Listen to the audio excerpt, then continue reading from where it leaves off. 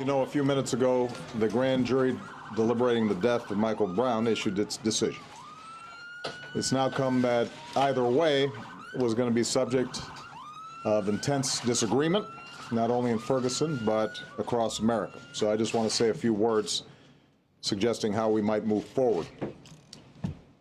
First and foremost, we are a nation built on the rule of law. And so we need to accept that this decision was the grand jury's to make. There are Americans who agree with it, and there are Americans who are deeply disappointed, even angry. It's an understandable reaction. But I join Michael's parents in asking anyone who protests this decision to do so peacefully. Let me repeat Michael's father's words. Hurting others or destroying property is not the answer. No matter what the grand jury decides, I do not want my son's death to be in vain. I want it to lead to incredible change, positive change, change that makes the St. Louis region better for everyone. Now, Michael Brown's parents have lost more than anyone. We should be honoring their wishes. I also appeal to the law enforcement officials in Ferguson and the region to show care and restraint in managing peaceful protests that may occur. Understand, our police officers put their lives on the line for us every single day. They've got a tough job to do to maintain public safety and hold accountable those who break the law. As they do their jobs in the coming days, they need to work with the community, not against the community, to distinguish the handful of people who may use the grand jury's decision as an excuse for violence, distinguish them from the vast majority who just want their voices heard around legitimate issues in terms of how communities and law enforcement interact. Finally, we need to recognize that the situation in Ferguson speaks to broader challenges that we still face as a nation. The fact is, in too many parts of this country, a deep distrust exists between law enforcement and communities of color. Some of this is the result of the legacy of racial discrimination in this country. And this is tragic because nobody needs good policing more than poor communities with higher crime rates. The good news is we know there are things we can do to help. And I've instructed Attorney General Holder to work with cities across the country to help build better relations between communities and law enforcement. That means working with law enforcement officials to make sure their ranks are representative of the communities they serve. We know that makes a difference. It means working to train officials so that law enforcement conducts itself in a way that is fair to everybody. It means enlisting the community actively on what should be everybody's goal, and that is to prevent crime. And there are good people on all sides of this debate, as well as in both Republican and Democratic parties, that are interested not only in lifting up best practices, because we know that there are communities who've been able to deal with this in an effective way, but also who are interested in working with this administration and local and state officials to start tackling much-needed criminal justice reform.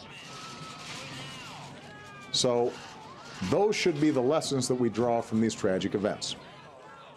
We need to recognize that this is not just an issue for Ferguson. This is an issue for America. We have made enormous progress in race relations over the course of the past several decades.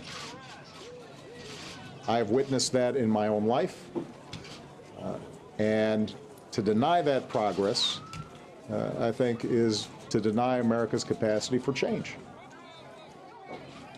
But what is also true is that there are still problems, and communities of color aren't just making these problems up. Separating that from this particular decision, there are issues in which the law too often feels as if it is being applied in a discriminatory fashion. I don't think that's the norm. I don't think that's true for the majority of communities or the vast majority of law enforcement officials, but these are real issues. And we have to lift them up and not deny them or try to tamp them down.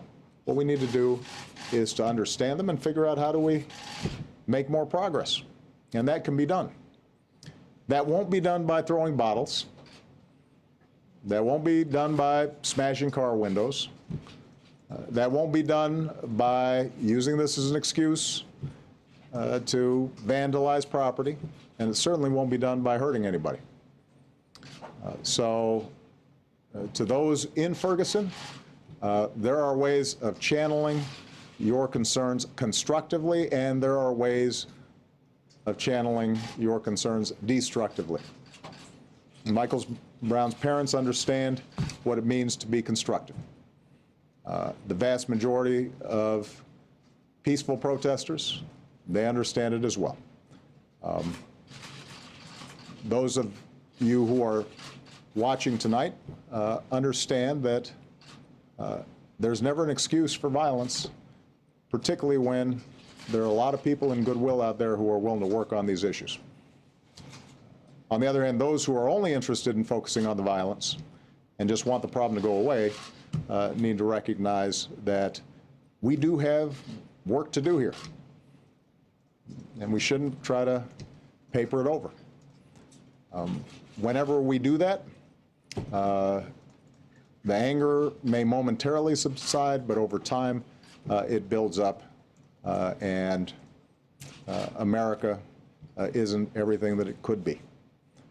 And I am confident that if we focus our attention on the problem and we look at what has happened in communities around the country effectively, then we can make progress not just in Ferguson, but in a lot of other cities and communities around the country. Okay? Mr. President, will you go to Ferguson when things settle down there? Well, yeah, let's take a look and see how things are going. Eric Holder's been there. We've had a whole team from the Justice Department there, and I think that they have done some very good work. As I said, the vast majority of the community has been working very hard to try to make sure that this becomes an opportunity for us to seize the moment and turn this into a positive situation. But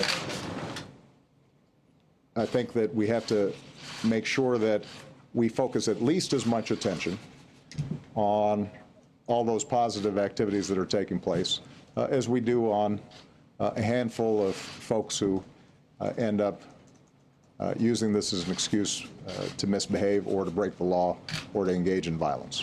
I think that it's going to be very important, and I think the media is going to have a responsibility as well to make sure that we focus on Michael Brown's parents and the clergy and the community leaders and the civil rights leaders and the activists and law enforcement officials who have been working very hard to try to find better solutions, long-term solutions to this issue. There is inevitably going to be some negative reaction, and it'll make for good TV. But what we want to do is to make sure that we're also focusing on those who can offer the kind of real progress that we know is possible.